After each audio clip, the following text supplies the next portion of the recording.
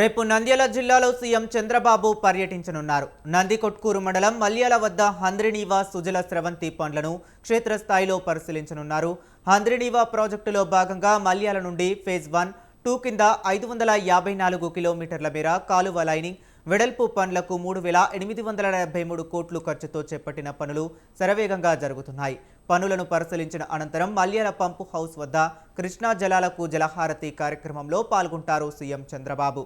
హంద్రినీవా సుజల స్రవంతి ద్వారా నీటి విడుదల చేస్తున్నట్లు తెలిపారు.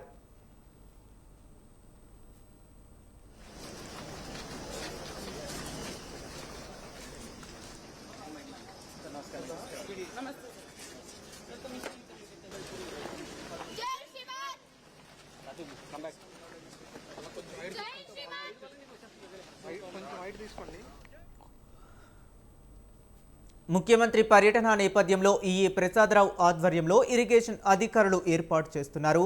పోలీసుల భద్రతా చర్యలు చేపట్టారు.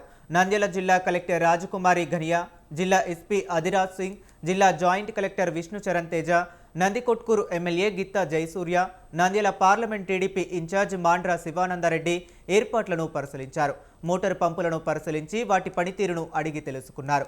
2వ పంపు ద్వారా నీటిని వదిలి ట్రయల్ రన్ నిర్వహించారు.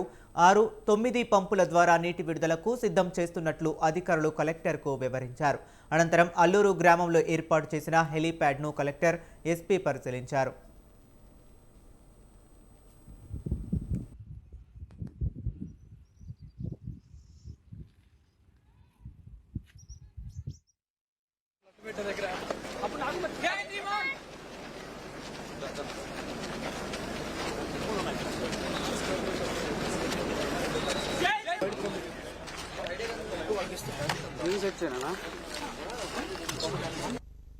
పోనంత స్కూల్ జూనియర్ కాలేజ్ ఎంతమంది మొత్తం ఈ ప్రెమిసెస్ లో?